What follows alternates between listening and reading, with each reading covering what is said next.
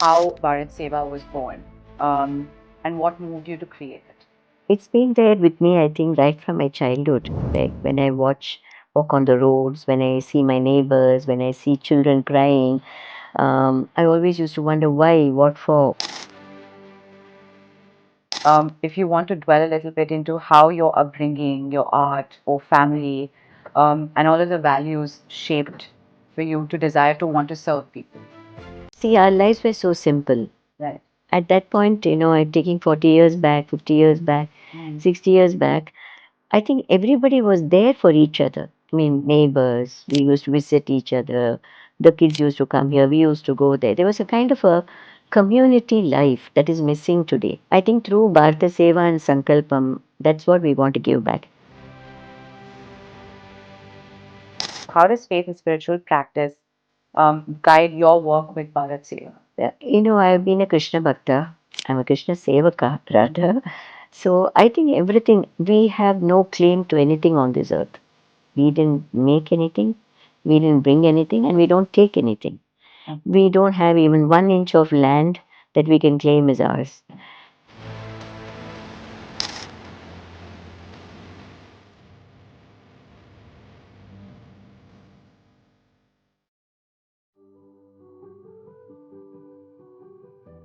Welcome back to the Green Generation, where purpose meets possibility. Today, I am Shruti Sitaraman as your host, and I am a content creator, an entrepreneur, and a sustainability advocate. And in today's special episode, as our special guest today, we have a woman whose very presence feels like grace in motion.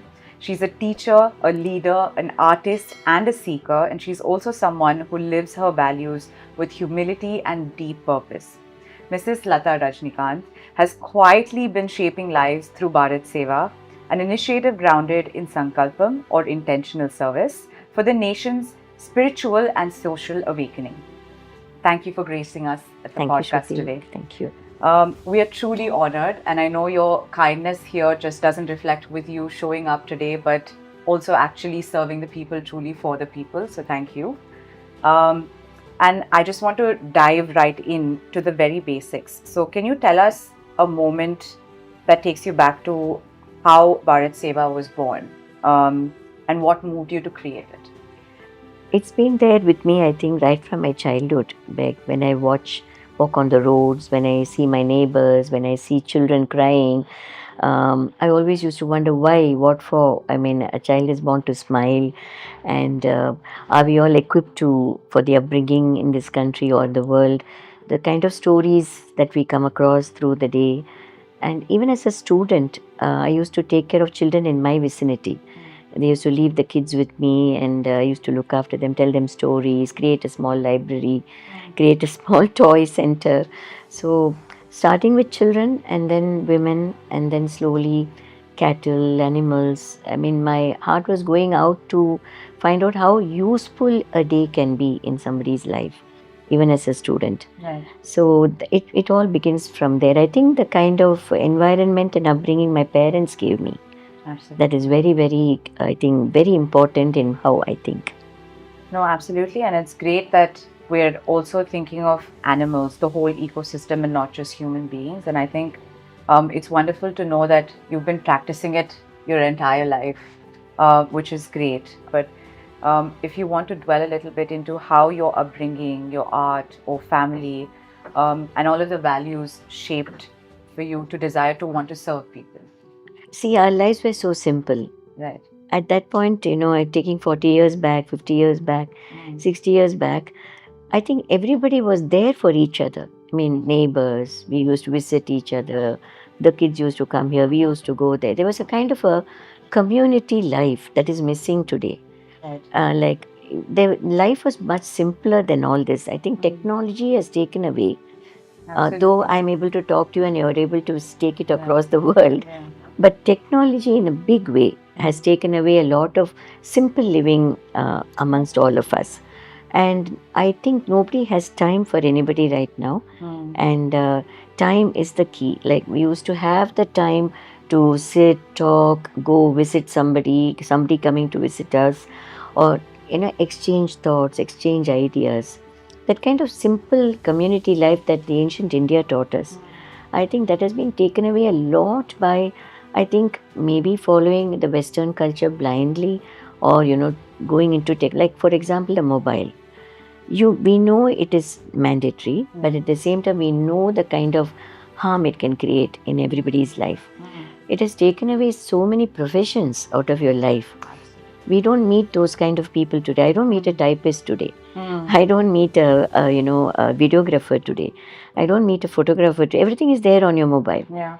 So that many type of characters miss out on in your life for our children to meet and interact also. I used to go meet a vegetable vendor who's walking on the street with a cart. Yeah. His family, my family, it was no different. It was like he was doing something and we were doing something. And I've seen all this right from the villages where my grandparents lived. Yeah. And the kind of exchange of, everything was art, music, simple food. It was it's very difficult to even think how we lived like that today.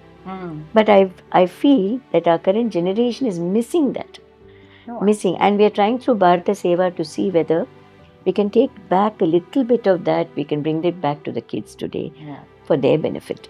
You're absolutely right, because we were talking very recently with someone, me and my dad, and we realized that sometimes, because I've gone back and seen where he's grown up in a village, sometimes I think even he's lived most of his life in that comfort or in the life that he's created, and I'm very privileged to be able to have that same life. That it took me a while to even process that's how he lived, with the water pumps, with nature, and going back made me realize how connected with nature he was and how disconnected with nature I am.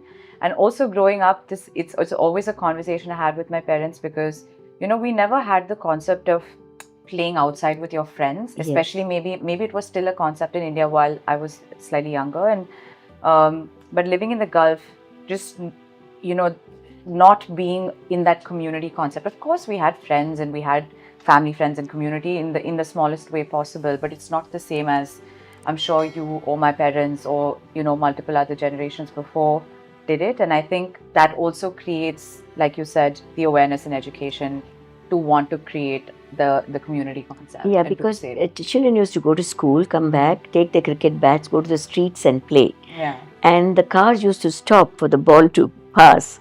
It was that kind of understanding in the social communities that children come out, play, and neighbors, that neighborhood community thing is quite missing today. I'm sure your father or me and all of us can relate to that kind of, like when we used to go to the village, jetkas used to be there, simple living.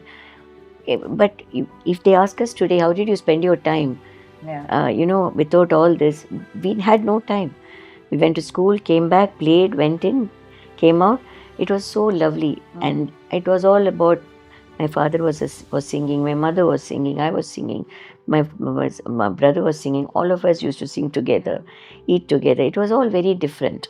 I mean, the small pleasures in life is what they say, right? Yes. They say you can achieve a lot of success, money or fame and all of it, but you don't realize what life is truly about until you have the people to share it with, and the community and the seva. And like you said, putting a smile on somebody else's face is so much more liberating, and so much more fulfilling than achieving it only for yourself. So thank you so much for doing so much for the people.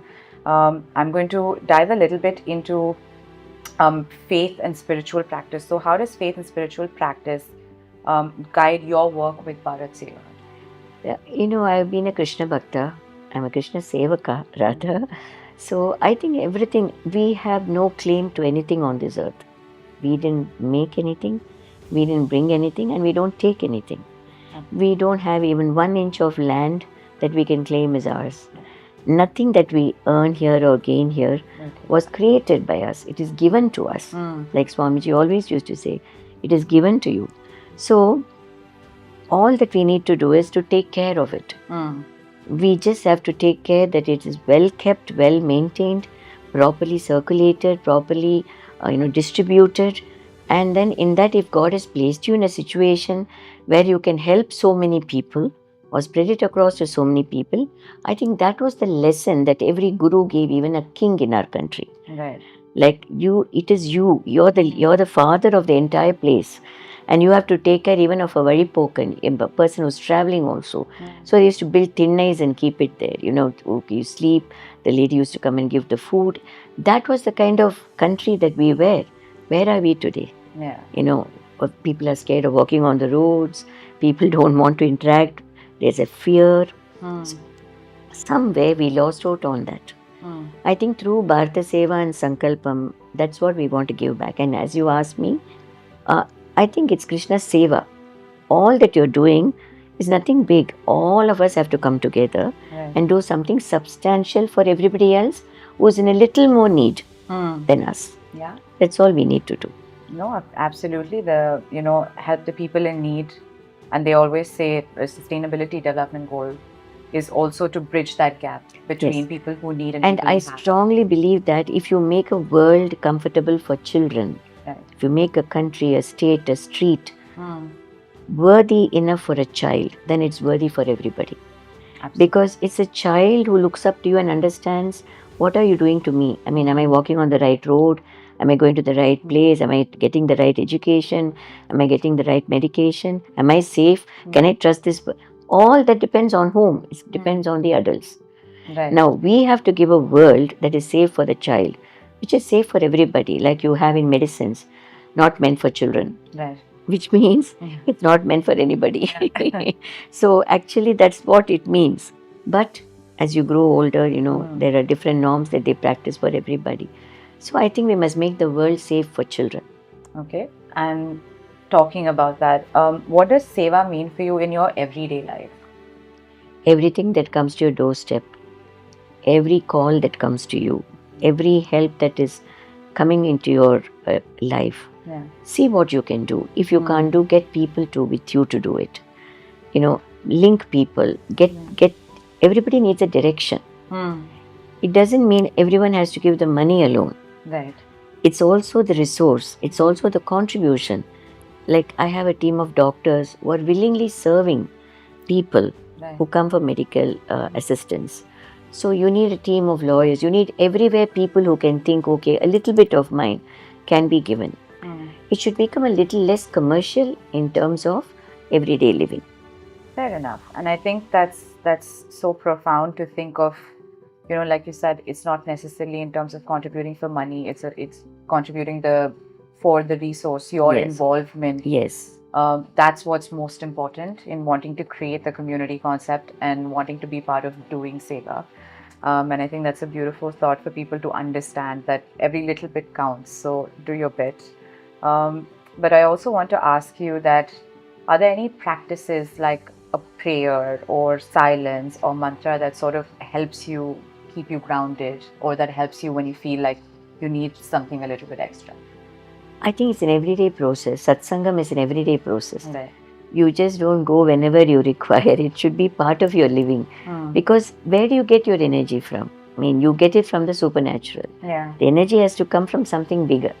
So we know there is something that drives everything. We know the supernatural. We know how energy works. Yeah. So I do satsangam very strongly every day, and pravachanams, my bhajans.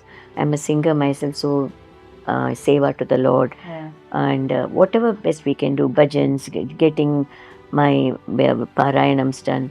So I'm in touch with that on a daily basis. Yeah, and they always say you shouldn't only be praying or meditating when you need help.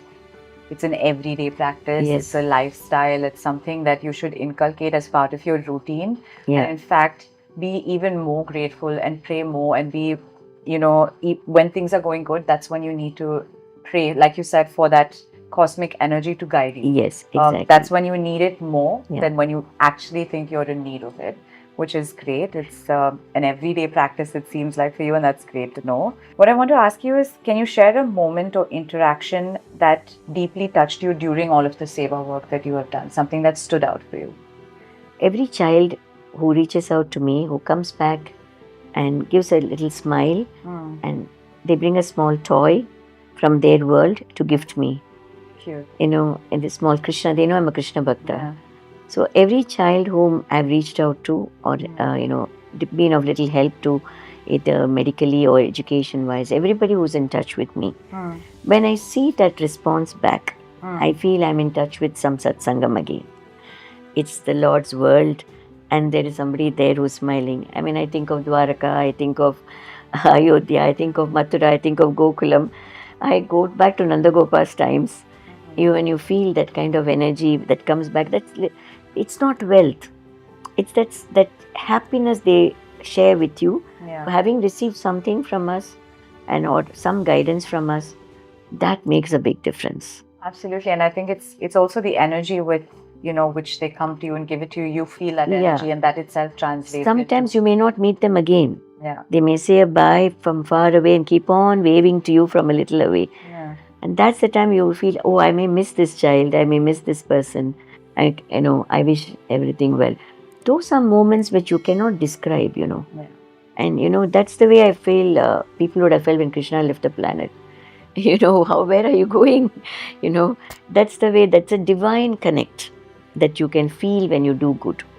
I mean, good is a small word when you can extend yourself. And like you said, I think it's energy, it's cosmic energy, it's beautiful energy that people come with, and they think that there is only energy that comes from the superpower when you pray, Yes. but there's so much internal energy. It's your subconscious mind, your mind. You pray a lot, you meditate a lot to also channel that energy from within, Yes. to transcend that to other people, while you're doing seva, not